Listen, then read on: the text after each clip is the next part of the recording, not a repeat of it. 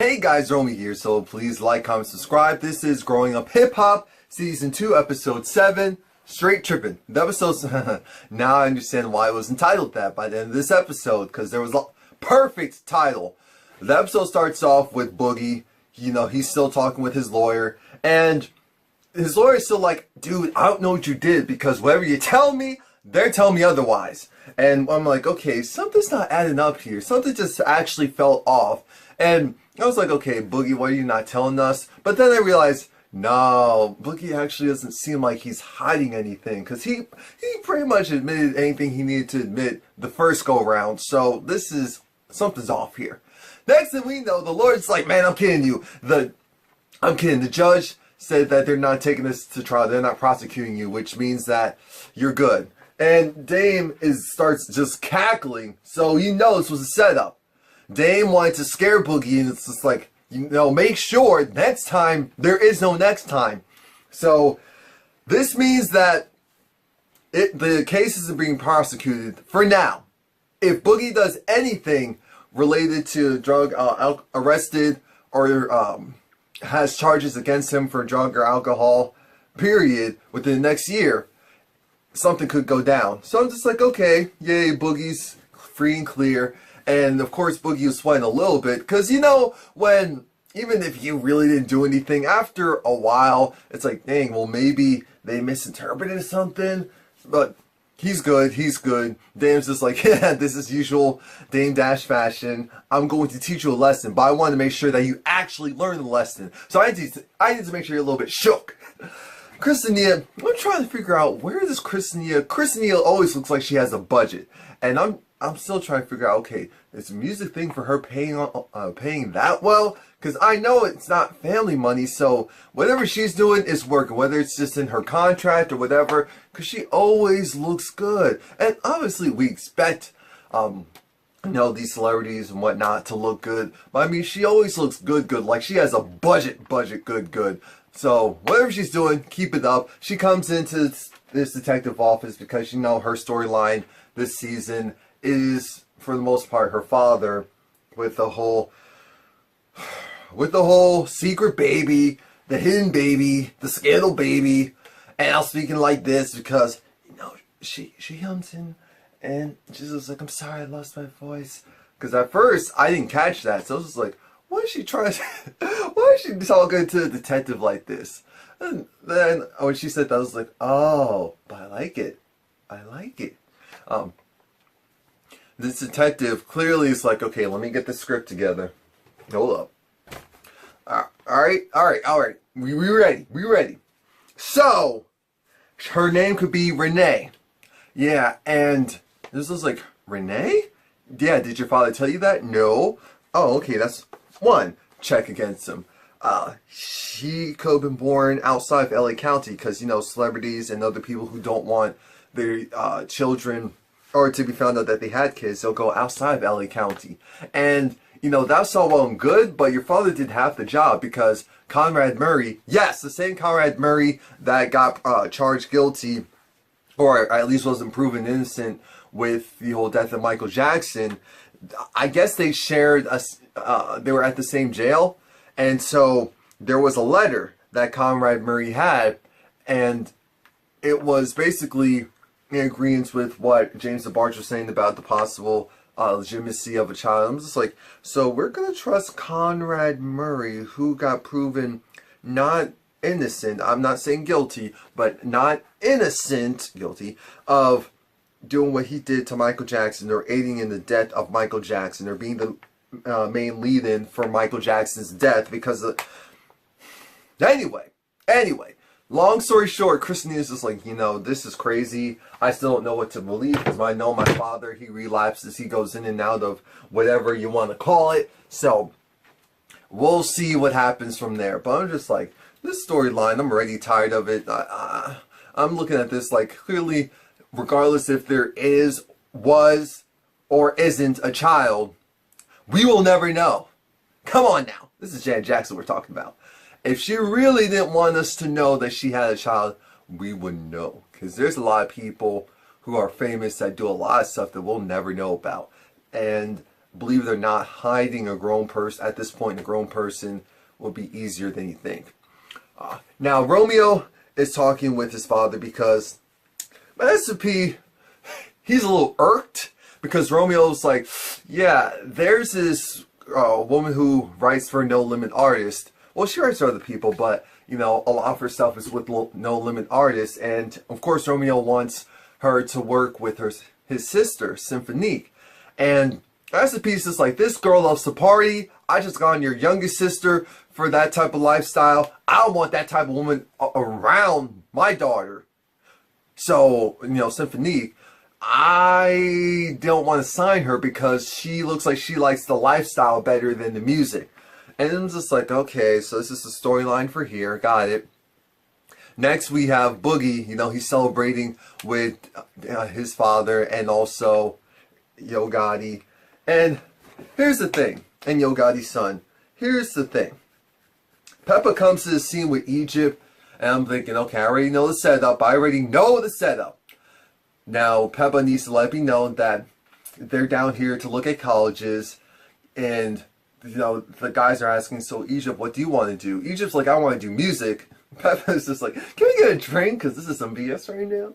Because the next thing we hear is, yo guys just like, you know what? F college, you don't need that. You don't need that. You need to pursue your dreams and opportunities. And Dame was just like, get it. Yep, you know, I know we a little lit, but you know Peppa crazy. Okay, so yeah, but I do agree with him. No, this is Dame. I agree. She can go and pursue music. You know, why not? I'm sure he's thinking, you know, if it falls flat in the face, she actually has something to fall back on, i.e., I'm sure her mom would be like, all right, so it hasn't popped up now? Now you go in college. No choice. If you're still living on my roof and I'm paying for stuff, yep, now you have to go. But Dame's just like, you should let her pursue her dreams, because if she goes to college now, she's just going to go for you. She's not going to enjoy it. She may not even do the best that she can, because, yeah, she graduated with honors then, I mean, from high school, but she could go to college and just be like, man, forget this, and do the bare minimum. So Peppa's over it. She's like, I did not come here to speak with you men regarding my daughter. I just wanted, you know, to go and have a couple of drinks, have a good time, and for you know, the other parents to agree with me, not this foolishness. So that goes clearly not as planned. Angela, I actually missed this part. I guess Angela's going, what was it, bed shopping, and again, I missed the part, so we're not going to talk about it. Boogie's in the studio, he's working on music. Clearly he likes, and I believe he actually said this, EDM type of music. So he definitely could do like a residency. I know even a small one, maybe in Vegas, not a residency, but you know, that's be on someone's bill. Isn't there like some type of DJ tour? If there isn't, there needs to be one. Like a real DJ tour, not these festivals where big time DJs. I mean, a DJ tour where a bunch of smaller DJs get together with one main DJ that can be the main event. And you know what I'm trying to say. But Kristinia comes through, and I'm like, the song that she's playing for us, I actually like the song. It's really cool. It sounds nice. Of course, her voice is great. It's radio ready. So I'm like, okay, everything's going well, good. Her voice still coming back because she knows she had the raspiness going. Her father comes because she wants her dad to hear her music and the direction she's going with. Boogie's just like, you know, he's a legend right here. And I'm thinking, yeah, the DeBarge group was legendary for music and industry-wise. So I will agree with you with that. He didn't have a solo career. It's not like he was El DeBarge. So, but I get what he's saying. I get what he's saying. I'm nitpicking a little bit because of what happened next. Let me leave the legacy aside. Kristinia is trying to play her father her music. Her father's just like, you know, that's all well and good, baby girl, but I'm a little high right now, so I can't give you my full feedback. You know, yeah, some background vocals and things like that. Because she was saying, you know, maybe this is a song for Chris Brown. I'm thinking, okay, I'm sure she knows whether it's friends or just acquaintances with Chris Brown, or at least could get a song to him. So I'm like, all right, that was an interesting name drop. Now that wants me to go and see, did you actually get to put out that song yet? Did Chris Brown end up songs and not a lot of music? So I wouldn't be surprised. These are a lot of songs that we don't know about. So, but I was just like, okay, Chris Brown, he's really big. I know he's busy. So don't throw his name out there, and if it doesn't happen. But yeah, I know as soon as Kristinia found out her father was high, she was over it. He was just like, okay, I gotta go. It's just like, oh, thank you. I was like, okay. So Boogie's just like, I'm not trying to pry, but no, the cameras are still rolling, so I know I have to ask, what's going on with your family relationship? Yeah, well, my father, because I know your father, he had some issues. It's like, yeah, he's been in and out of course, jail and rehab, and he has issues. And I'm thinking, is he still staying at your, what was it, at your cousin's place? Because if he is, make sure that place is in one piece and everything is there and accounted for. Because where is he getting the money to do the job? Anyway, we're going to get past that. And Brianna, she's back on the scene. And of course, Brianna is talking a little bit about her situation again with the domestic violence. And she's with Andre. And Andre let me know that his mom dealt with, a similar situation, but she actually got out of it. And so it's just like, you have to be strong, because if you're not, it can go really left. And I'm like, wow, that was actually really something vulnerable to say. So I shout out to Andre for that. But then Brianna is just like, Andre's looking Brianna's interested in seeing if Andre's interested in her in general. And Andre's just like, you know what? I don't really have a type. I just get off of vibes and love people. And it's like, oh God, here we go with the vibe thing. But I was like, wait, did he say people? Oh, I know, nitpicking, but I was like, people? Interesting choice of words. Now, Symphonique is in the studio, and Romeo has the girl who he wanted, and this girl that he wanted to go and write for his sister. And Master P comes through, and he's irritated because it's just like, oh, so I told you I don't want no party and mess, especially around your sister. And that's exactly what I'm seeing right now. And Romeo's just like, our songwriter here is creating party music, so she needs to be in the vibe. And she's like, you know what, yeah, it's a vibe. Do you want something to drink? I'm like, wow, she is gone. She is gone. She is gone, or she's a good actress. So we'll go and give her the benefit of the doubt and say this is real, and she's gone. Gone. And I'm like, ooh, you messing with the wrong one. You better straighten up, because Master P doesn't look like he plays any games. So he took Symphony. It's just like, no, we go. And she was just like, yeah, they offered me something, but I didn't drink it. No, this camera's here. I don't want to get implicated for anything. I'm thinking that's smart, because you're not 21 yet. So legally, don't. And your guardian wasn't there. Yeah, so you didn't take anything, right? So let's go for Romeo. You really don't. What the hell's going on? I'm gonna talk to your ass. Okay, we're gonna go. Get back to work. Get back to real work. Stop drinking. Anyway. So Dame is visiting his son in the studio, Boogie.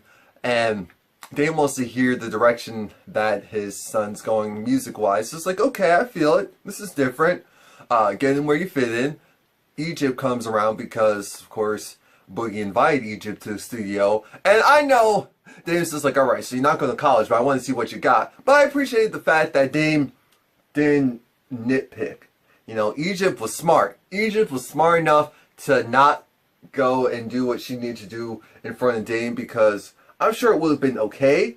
That should would have been fine. But, sometimes Dame can give his opinion when you don't want his opinion.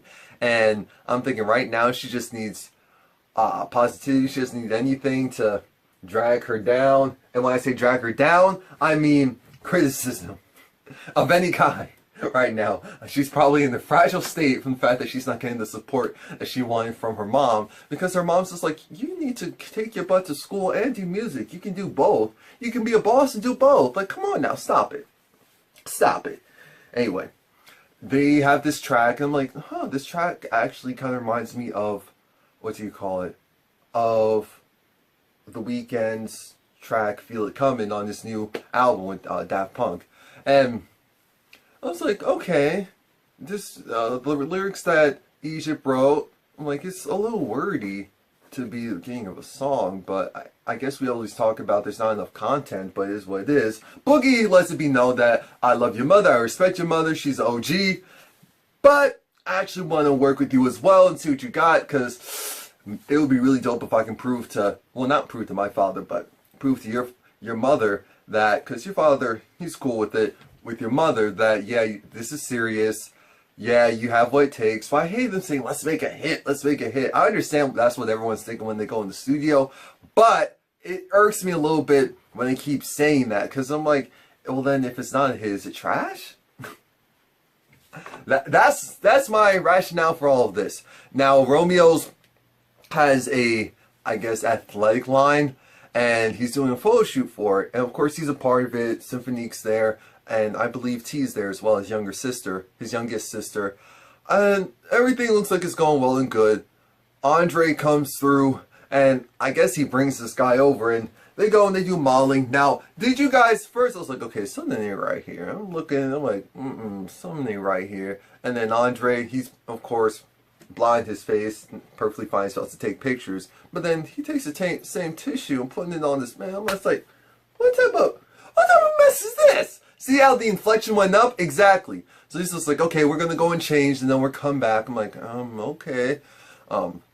That's when Kristinia comes with TJ, and TJ's back from touring. He just wants to show some love. Kristinia's just like, yeah, how you doing? And Romeo's just like, no, I'm good. How are you doing? I know things are crazy right now. She's like, no, it is what it is. Keep it pushing. It's like, I really respect the fact that regardless of what's going on, you're still able to keep it pushing, because I know some people wouldn't be able to.